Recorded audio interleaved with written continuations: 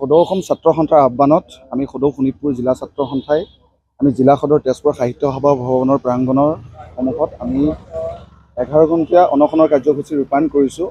আটাইতকৈ এটা স্পৰ্শকাতৰ বিষয় অসম চুক্তি।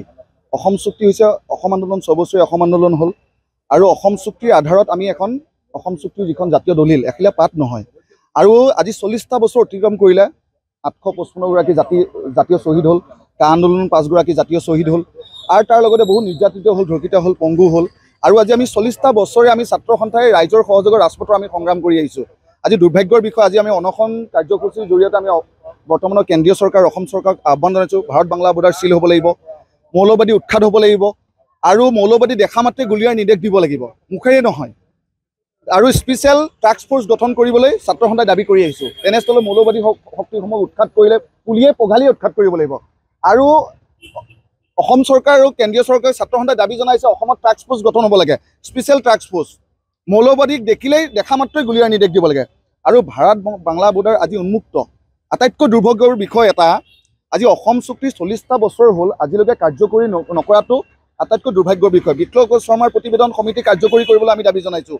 অসম চুক্তি আখৰে আখৰে পালন কৰিব, জাতীয় শ্বহীদসকলৰ ত্যাগক যাতে আমি কোনো কাৰণতে অথলে যাবলৈ দিয়া নাই। আমি মই এতিয়াও কৈছোঁ যে অসম চুক্তি যিখন এখন দলিল, এখন এখিলা পাত নহয় কিন্তু দেই, জাতীয় দলিল হয়। সেইকাৰণে আমি অনশন কাৰ্যসূচীৰ জৰিয়তে অসম চৰকাৰ কেন্দ্ৰীয় চৰকাৰক আমি আহ্বান জনাইছোঁ যাতে অসমত কোনো কাৰণে হিন্দু শৰণাৰ্থী থাকিবলৈ দিয়া নহ'ব। অসম বিদেশী চৰণীয়া পথাৰ নহয়, ডাষ্টবিন নহয়। আজি ত্ৰিপুৰাত কি গতি হৈছে? ত্ৰিপুৰাত থলুৱা ভাষা নোহোৱা হৈ গৈছে। আজি আমাৰ অসমত আমি ত্ৰিপুৰাৰ দৰে দ্বিতীয় শ্ৰেণীৰ নাগৰিক হৈ আমি কেতিয়াও জীয়াই নাথাকোঁ। আমি সেইকাৰণে আজি এই অনশন কাৰ্যসূচীৰ জৰিয়তে অসম চৰকাৰ কেন্দ্ৰীয় চৰকাৰ আহ্বান জনাইছোঁ অসম চুক্তিৰ আখৰে আখৰে পালন কৰিবলৈ বিপ্লৱ শৰ্মাৰ প্ৰতিবেদন কাৰ্যকৰী কৰিবলৈ আমি ছাত্ৰ সন্থাই দাবী জনাইছোঁ। ছাত্ৰ সন্থাৰ আহ্বান মৰ্মে আজি সদৌ শোণিতপুৰ জিলা ছাত্ৰ সন্থাই আমি তেজপুৰ চহৰৰ মাজমজিয়াত আমি অসমৰ পৰা অবৈধ বাংলাদেশী মৌলবাদী উৎখাত কৰা, অসম চুক্তি ৰূপায়ণ কৰা অবৈধ বিদেশী প্ৰজন্মৰ সমস্যা সমাধানৰ দাবীত আমি তেজপুৰ চহৰৰ মাজমজিয়াত সদৌ শোণিতপুৰ জিলা ছাত্ৰ সন্থাই আজি 11 ঘণ্টীয়া অনশনৰ কাৰ্যসূচী ৰূপায়ণ কৰিছোঁ। মূলতে সদৌ অসম ছাত্ৰ সন্থাৰ আমাৰ ক'বলগীয়া কথা যে অসমৰ পৰা অবৈধ বাংলাদেশী আৰু মৌলবাদী উৎখাত কৰা নম্বৰ 1।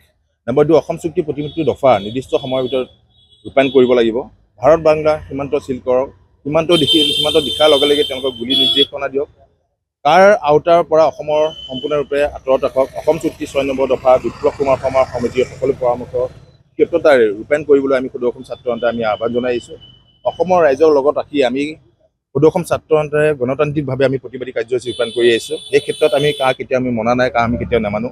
আৰু ভাৰত চৰকাৰক আমি ইতিমধ্যে আমি সকিয়নি জনাব বিচাৰিছোঁ যাতে অসমত কোনো ধৰণৰ বাংলাদেশী অৰ্থাৎ কোনো ধৰণৰ অবৈধ বাংলাদেশী আনি আকৌ পুনৰবাৰ ইয়াত জাপি নিদিয়ে, যে অসমখন কোনো ডাষ্টবিন নহয়। গতিকে সেই ক্ষেত্ৰত আজি আমি প্ৰতিবাদস্থলীৰ পৰা আমি এটাই কথা সকীয়াই দিছোঁ ভাৰত চৰকাৰক যে কোনো পৰ্যায়ে এই কথা আমি মানি নলওঁ, কথা স্পষ্ট। নাগৰিকত্ব সংশোধনীখন বাহাল ৰখাৰ যিকোনো খবৰৰ বাবে যোগাযোগ কৰক 7099017330 লগতে 7099017110 নম্বৰত।